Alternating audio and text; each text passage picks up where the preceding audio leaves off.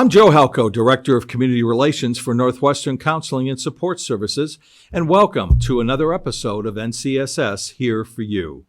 Since 1958, Northwestern Counseling and Support Services has been providing access to high-quality services which promote healthy living and emotional well-being to the residents of Franklin and Grand Isle counties.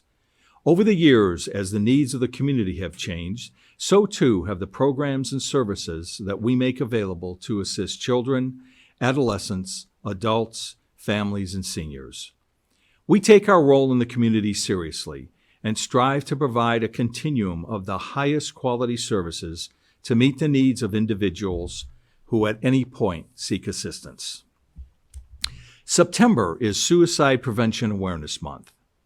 Suicide is a public health problem and a leading cause of death in the United States. Suicide can also be prevented through increased education and prevention efforts. Suicide does not discriminate by gender, ethnicity, race, or economic status. The same can be said for suicide attempts.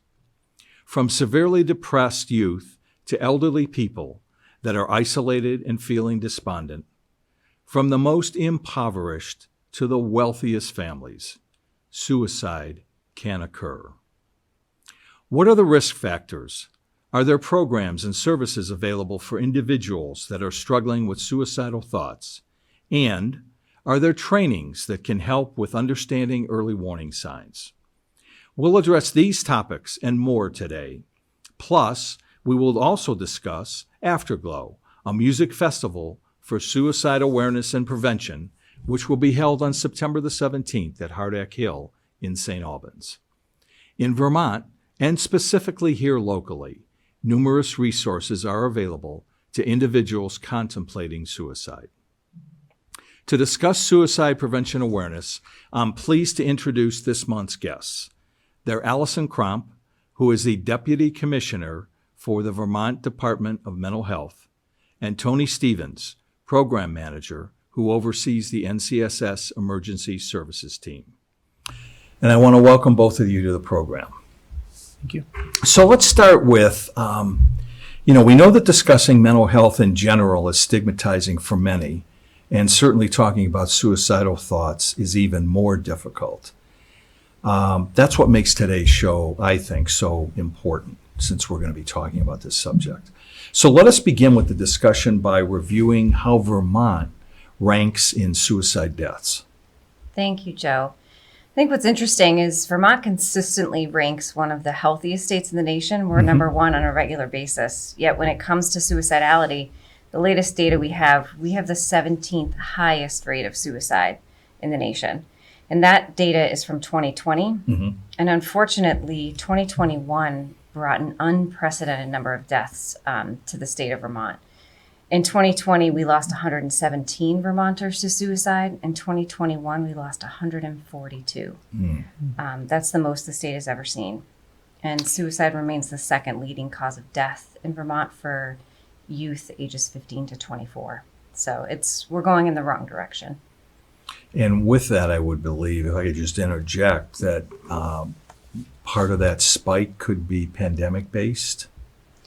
If you think about the pandemic and the ensuing quarantine, it's rife with all of the risk factors that foster suicidality, like isolation, economic uncertainty. People lost optimism. You're living in a world that all of a sudden feels even more anxiety-provoking. All of those things can contribute to feelings of hopelessness and helplessness, which can increase suicidality. Yeah. And along those lines, what are some of the differences that you see demographically when reviewing both suicide and self-harm in Vermont? Yes, Vermont's data tracks closely to national data, which shows that females are significantly higher and more likely to attempt suicide and self-harm. So when I use the term self-harm, that means cutting or harming yourself intentionally. Yet, for our males, they are much higher dying by suicide at much higher rates. So that's been really interesting to see. We have higher levels of, activity for suicidality, but not deaths with females. The same goes for people who you might think, and we put at higher risk because they're marginalized or underrepresented, like the LGBTQ community or the Black, Indigenous, and people of color community. We see them with higher rates of self-harm, with higher rates of endorsing, feeling depressed, despair, having suicidal thoughts.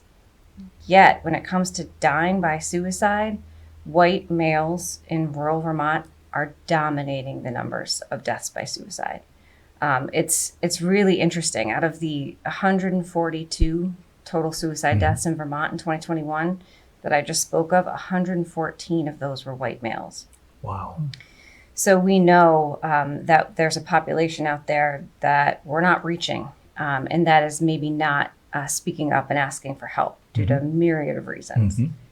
A couple other interesting facts about the population that's dying by suicide in Vermont. The majority have high school education, and 25% were veterans or service members. So 1 out of 4 last year of the Vermonters lost were either active or previously involved as a veteran or service member. And so that's really striking when we think about how we support that population. Absolutely. Yes, absolutely. I would say those trends also continue on a more local level in Franklin and Grand Isle County. We've kind of worked on the emergency services team over the past 10 or 15 years of really trying to closely track any deaths by suicide in our area, and similar trends. Although, interestingly, we have gone down a bit through 2020 and 21, and it was a welcome change. I'm not sure why, because one would expect, as the isolation and COVID and other factors might increase that, for whatever reason in Franklin and Grand Isle County, we trended downward for the first time, I'd say, in the past decade. For the suicide deaths we have had, 73% of them have been male, and the other 27% female. 27%. So, since 2010, NCSS has offered mental health first aid training. And we know that community members, school personnel, businesses, and community partner organizations have received training, since that time. But what are some of the early warning signs that people learn when taking that training relative to suicide? Great question. And it's great training, by the way, and it's nice to be able to share some of that information with the general public, businesses, whoever's interested to learn more. Some of those early warning signs could certainly be, things that people are saying or talking about. Certainly anybody that's speaking or expressing thoughts or desire to kill themselves seems kind of obvious, but people do talk about it many times. Often talking about feeling helpless or hopeless about their situation, whatever that may be. They may feel like they're a burden to others around them and really misperceive the situation or their importance of still being here. Or they often may speak of unbearable pain. So those are some things you might sort of hear or see people mentioning. There's also changes in behavior often. So oftentimes an increase or a correlation with drug and alcohol use. People that may be isolating themselves more, maybe kind of even saying goodbye to people, kind of sort of making amends, even going to the place of giving things away, sort of passing things on that might not mean much in the moment, but after the fact, after a suicide death, people start to think, I wonder if that was a sign. And frankly, sometimes people are actively just looking and searching for information, ways of dying by suicide, what might be most effective. Also, you might see a lot of changes in mood. So obviously maybe some depression and anxiety, those are highly correlated. Sudden loss of interest in things, maybe a sense of shame or humiliation for themselves or their situation, and often agitation, anger. Sometimes you even see sort of a sudden improvement, a sudden relief or improvement in somebody that's been quite down or distraught, and then they sort of seem like they kind of over it. And sometimes people do get kind of a sense of relief when and if they've made that decision, that they feel like a weight has been lifted off of them. And so it comes as even more of a shock or a surprise to those that are left behind. Yeah, very difficult situation for many, for sure. So the NCSS Emergency Services Team is available 24 hours a day, 7 days a week, 365 days a year to address all mental health crisis situations, including suicidal thoughts. How does this team function to respond to crisis throughout Franklin and Grand Isle counties? Really, they just try to be there wherever the need is. That those services are provided in whatever mode makes sense. So phone calls, there's the hotline 24/7. People can just call up when they're feeling however they're feeling. They may be feeling suicidal, they may not be. Interesting thing about kind of having a crisis is it's very sort of personal. So your definition, Joe, of a crisis may not be the same as mine, but it's kind of like the caller defines the crisis. We're able to see people in person, whether it be in the office, in the community, in the home, schools, emergency department, businesses in the area. We've actually partnered very closely with law enforcement as well, which has been very successful up here, working directly with the St. Albans City Police, also the Vermont State Police. We've got a clinician embedded within each of those departments. I think one of the main messages is that it's okay to call and access, look for support, even if you're not feeling suicidal. You don't have to wait until things are completely overwhelming. And we also get a lot of third-party calls. So, people are calling about their friends, family, coworkers, loved ones. Maybe that person isn't ready to reach out or isn't able to, but somebody that cares for them is. And so use us as a sounding board. We can sort of help guide those discussions and see what makes the most sense to try to kind of create that connection with that person they're concerned about. Yeah, that's so basically, as you said earlier, Tony, you're meeting people where they are, and that could be anywhere. And I think people need to understand that's one of the very positive elements of that team is that wherever they're at, they can meet that person to try to assist them. So an annual local event that raises suicide awareness and prevention efforts is the Afterglow Music Festival. And this year the event will be held on Saturday, September the 17th at Hardack Hill. And can you speak about the importance of this event and both to the community and how NCSS benefits from this as well? Sure. And first off, it's a wonderful event. This is the third year that they've been able to put this on. It gets bigger and better every year. So if anybody out there has not made it, would strongly encourage them to come check it out on the 17th. It's a music festival. There's 3 major bands this year. The Barn Rats, Glass Onion, and Quadra will all be playing. Lots of food vendors, activities for kids and families. It's really designed to be sort of a family-friendly event. Make it fun, but also with a message about suicide awareness and they say shining the light on suicide awareness and prevention. So how do we sort of make this okay and safe to talk about? How do we sort of make these normal discussions to have with one another, with our family members, with our kids, so that we can kind of take that out of the darkness?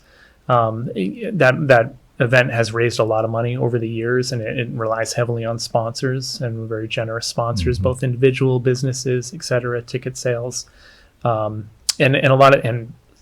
all of the profits from that, they turn right back out into the community, which is great. So to give some examples of that, I think this year the beneficiaries will be NCSS, which is great.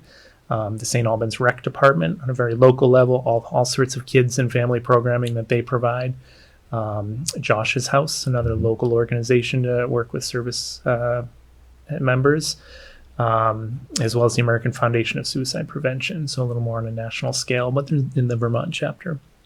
I can say at NCSS, from the past 2 years, the money that they've donated to us specific for suicide prevention, we've done a lot of mental health first aid trainings like you brought up. So we've had over 25 different schools that we've trained and worked with the staff, lots of different businesses in the community. Also to use that to fund different You Matter trainings for schools specifically. So that's been great. Again, sort of spreading that education and that word across multiple populations. On more of an agency level, we've sort of adopted the CAMS network or framework. So it's collaborative assessment and management of suicidality. So it's an evidence-based practice. We've trained a lot of staff, direct line staff in that measure. CALM trainings, counseling for access to lethal means, something we've rolled out to nearly every staff member in the agency, as well as just more sort of specific individualized trainings, for certain businesses that are interested or inquiring, to target youth, to target elders. As Allison mentioned, older white people in Vermont, Sure. white men specifically have a pretty high demographic, camp counselors, you name it. We also use some of that money to just offset a little bit of the costs of the survivor of suicide loss support group, and one of the groups that I run with my colleague Deb, as well as providing kind of immediate post-vention support. So after a loss in the community, a suicide loss, getting the emergency services team or anybody at the agency out to sort of provide support, whether it be in the schools, in the home, alongside law enforcement. And that really can make a lasting impact on somebody that's been devastated by suicide loss. Yeah, that's one of the areas I think many people wouldn't realize or understand is the post-vention aspect, which is huge. And like you said, very, very critical to those that are trying to grapple with what just took place. So, but that's certainly a lot of great initiatives that Afterglow has been very generous in their donations to NCSS so that we can make a lot of this happen in the community, because I know that their goal is to, well, like you said, shine a light and try to save a life. I mean, I know that John has said that if you save one individual, it's, and we know that for every individual that can be saved, that is just incredible. Yeah. So. And they've done a wonderful job at that. Absolutely. And again, that's on September 17th at Hardack. And there will be a link here that you can also go to if you're interested on attending on that day. So another very interesting initiative that has just been launched this summer is the 988 three-digit number for the National Suicide Prevention Lifeline. And NCSS Emergency Services Team, interestingly, was the first affiliated Vermont-based organization that was fielding calls for the national hotline ever since 2019. And what I wanted to ask is, what is different about 988 compared to other mental health services, and what is the role of 988 in our system of care? I can start speaking to it on a state level. Yeah. 988, I think what was interesting about it is we think of it as a crisis call line, and a lot of people thought of it as a national hotline, that some, person on some national stage sitting at a table somewhere in America is answering that phone. And actually, when you call that line, it says you'll be connected to your nearest crisis center. And I think in Vermont, and I think, my background is a crisis clinician here at NCSS, and my thought was, we do that. You can already reach us, we provide this service. And what was interesting when I learned more about 988 is it's a slightly different model. What we don't have in Vermont is people waiting by the phone to answer it. We only have the staff that we have, and what they offer has been primarily, face-to-face or phone support. That's really about assessing whether or not somebody needs, has an imminent need, is in a level of mental health crisis where they might need hospitalization. It's a little bit different than a hotline model where they're there to answer the phone and sit and talk with you. You're not waking them up out of bed. Their job is to have that conversation at whatever level of mental health need you might have. And that's a service we didn't have in Vermont. We also didn't have it centralized. So as much as, again, when you work in an agency, you can assume everybody knows your crisis line. The reality is if they've never engaged with your community mental health center before, it's unlikely that they do. Yeah. They might not even know that's an option. Whereas 988 provides a much larger messaging campaign to get at folks who might not know anything about the mental health system and might not know anything about their local resources. And so the great thing about it is we had agencies like NCSS raise their hand to say, we're willing to meet the requirements and we're willing to go for this. And when you have an agency in state who does that, it means that when somebody does call that line, they can be educated and have a warm handoff to local resources. When we have our local agencies answering the phone, they know what to offer. They know, about, all the different levels of things. It's not just about getting somebody a therapist. They might have concerns about financial stressors or housing stability. And those are all things that a Lifeline Center is educated on and has a list of resources about. So I think that's a really great opportunity to both provide a new service and broaden the message and reach more people about, what's out there for your options and resources. Yeah. And to speak to that a little more specifically as one of the call centers, Sure. as Allison mentions, it is just another layer. It's another option out there, not only statewide, but nationwide. So our call center is answering any call that comes from the state of Vermont. Anything from an 802 phone number is ringing here at NCSS during a specific section of the week across all 7 days. Then our partner call center in the Northeast Kingdom has sort of picked up all the other hours that we are not able to answer. And as Allison mentioned, it is sort of a live answer. There is no being on hold. There is no answering service or sort of paging a clinician to call you back in a couple of minutes, which is kind of common in Vermont in terms of crisis or emergency services, but that's not allowed in this model. So it's you get connected, somebody answers that phone live, they're there to support you, talk to you, from somebody that is imminently at risk of dying by suicide in that moment or has already made an attempt and needs emergency medical care, to somebody that is just kind of feeling lost and lonely, not sure where to turn, and needs a sort of a friendly voice on the other end to kind of help them problem solve and guide them through that moment. We also try to work closely with all the designated agencies, all the local crisis teams in Vermont. We're one of them. We kind of know what it's like, and so we're not trying to replace them. We're not trying to kind of take anything away, but make sure that those callers know that that's an option right in their own community as well. Maybe they know it, maybe they don't, but we're always going to try to educate and point them towards more options so that they're feeling like they have more control over the situation.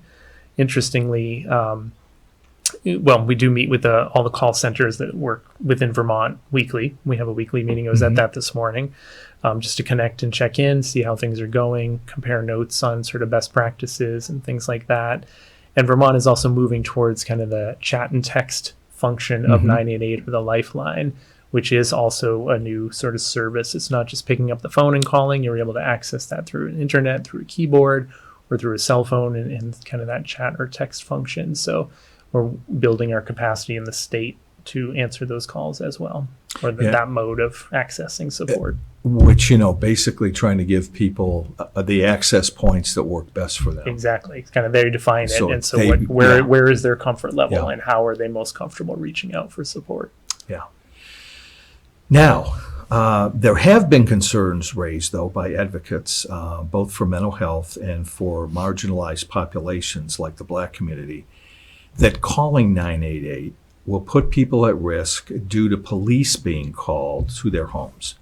Can you speak to how few calls actually result in either a police dispatch or an ambulance dispatch, and that basically you would gain consent to have either of those dispatched, depending on the circumstances, if it's necessary? Good. Sure. You want me to take that? Yeah, I mean, I Or, can I'll tell you on. where this question has kind of come up a lot, both nationally and in the state of Vermont. There have been people who, whether they have suffered from mental illness or they may be from a population who's been systematically oppressed, who have had some really difficult interactions historically with police or other emergency responders, and them being very concerned that this might simply increase the likelihood of those types of interactions and put them at risk. And so I think what we did and what the National Lifeline requires you to do in planning for this is set a coalition group up that has police, has 911 dispatch, has people with lived experience, and they all come together to talk about what we're trying to do and how we're trying to avoid harm in response. And so we're really working hard to make sure people are aware of those conversations, that awareness, and make sure that the goal here actually is to divert away from police response. The police have let us know that, they are working really hard to get trained up on how to approach, particularly the population who experiences mental illness, they don't have the same skills that the clinicians do who are answering these phone calls and who respond in mobile crisis. So they're hoping that we can fill that gap and respond instead of police. So that is the goal. And I've been really encouraged by the data so far. So I'm interested to hear what Tony has to say about how often a police response actually happens. Sure. Yeah, and it is not much at all, I'm happy to say. So just looking back over maybe a 4-month period or since April until through the month of July, looking within Vermont, there was over 1,400 calls that were answered here in Vermont by the 2 Lifeline centers. Of those 1,406 calls, less than 2% required any kind of emergency response. And of that, the less than 2%, 1% of that was voluntary. So less than 1% was, us being sort of stuck in a situation where we really needed to send an emergency responder, most times 911, an ambulance, to sort of help get that person some help where they may not have wanted it, or more so maybe they terminated the phone call and we weren't able to reestablish a connection and sort of continue that sort of safety planning. And again, as Allison said, law enforcement, I mean, they are more than happy if they're the ones responding. They're happy to make sure rescue is involved, or if we can stay on the line with that person while they know that the ambulance is coming, because they're sort of ready to get some medical treatment for whatever is happening for them, then we'll stay on the line with them and sort of make sure that it's a warm handoff, so to speak, and that we kind of get them to the emergency department. We're then in communication with the local crisis team that might be responding to that person in that local emergency department, just to kind of make sure they're up to speed and make that as smooth as possible. So very, very few do result in that. It's really providing that support and that de-escalation, that safety planning and follow-up calls at times as well. Sure. So that we're trying to take care of it all within 90 days, within the Lifeline centers, versus needing to sort of bump it to the next level, involve other emergency responders or emergency departments. And for a state the size of Vermont, that's a good sample size to be able to say it's like 1% of, it's not like there were 10 calls, you know what I mean? So I think that hopefully will relieve some of the fears that some individuals might have. Sure. So we have about a minute left. Any final thoughts on other resources that are available for people that are struggling with suicidal thoughts? I'm excited to say that the Department of Mental Health, in collaboration with the Department of Health, is putting up a brand new resource. It's a new website called Facing Suicide Vermont. I'm sure you can provide that link. But what's nice about it is it's real Vermonters telling their stories of surviving and what has helped them get through feelings of suicidality. And it's very user-friendly and a great place to go and seek for resources. So that'll be up in September. September is going to be a big month in Vermont to look for resources, but Facing Suicide Vermont is going to be a brand new one that we hope people will really respond to. And that's great to hear, because I think, the more resources and the more points of contact that people can access, the better. Because once again, the bottom line is we're trying to destigmatize this topic.